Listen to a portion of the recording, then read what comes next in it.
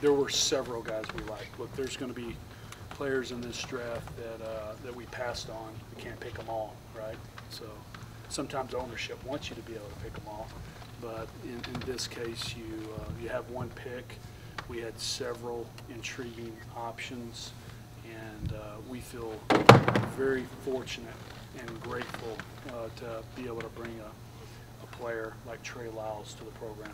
As you guys will soon see, he's a lot bigger than you realize. He's 6'10" and a half, 240 pounds plus, I want to say 243, with a frame that can get bigger. He could, if it's the right weight, he can move that very well.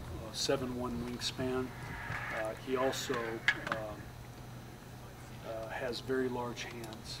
As you guys will soon see, his playmaking with the ball, his handle, how tight it is, his ability to keep his head up and play unselfish basketball is superior. And really, Coach Cal, look, there are a lot of things, reports, he played out of position. Coach Calipari did him a favor. He did all the guys a favor because they had to become a real team, which they did. They were a very unselfish group. And we really enjoyed watching all the Kentucky players play. But Trey in particular made some sacrifices, not playing as many minutes at the 4, which is his natural position. But playing the 3, he learned to handle the ball, he learned to execute. There's a big part of our game going forward is bigs that can guard smalls. By definition, he guarded a lot of small forwards.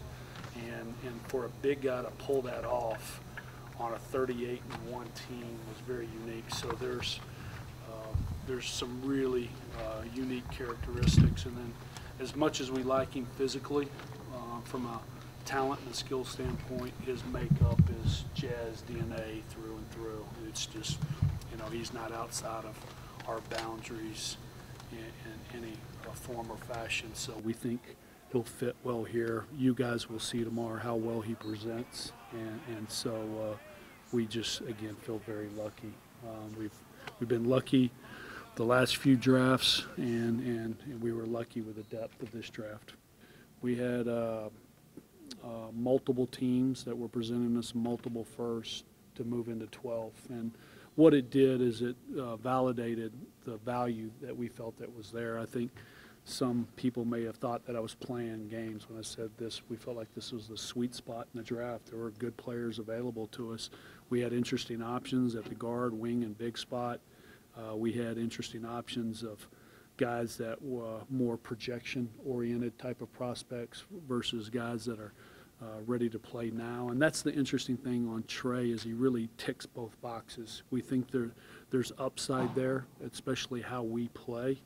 And we also feel as though that he could, you know, in the right situation, right set of circumstances, he could come in and learn our system cold. One of the most impressive things about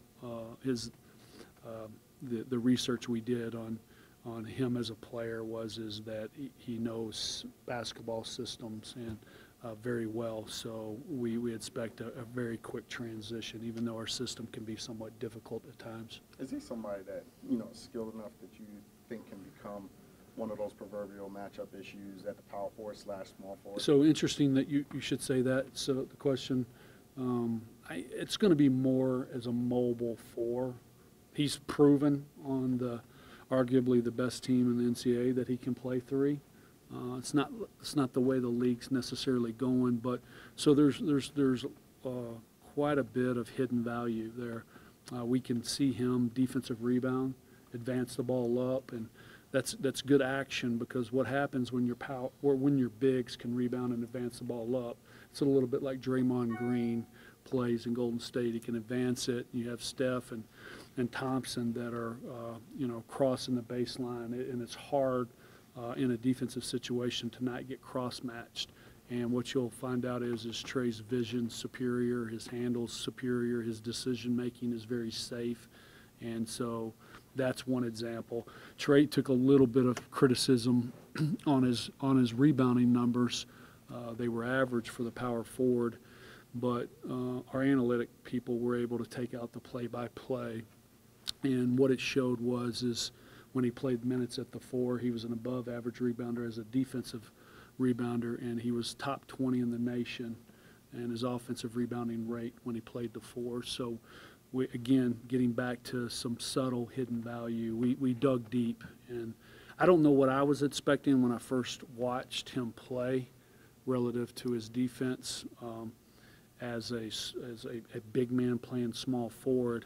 But what we saw was first guy back, communicating on defense, cross-matching.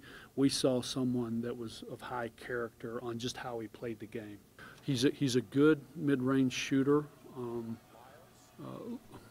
Look, we've had a little bit of success in a few places I've been on helping guys shoot the ball better. Trey has very good touch.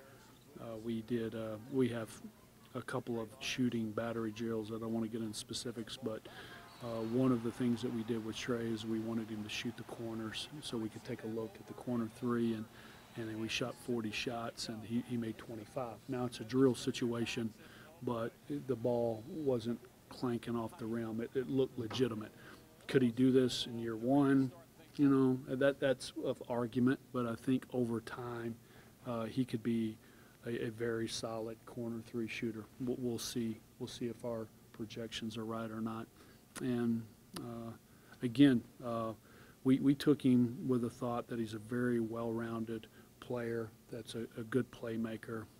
I don't want to use Boris Diaw, but there are a couple of our coaches said, hey, you know, his ability to drive a gap and dish off and play unselfish basketball was very intriguing to us.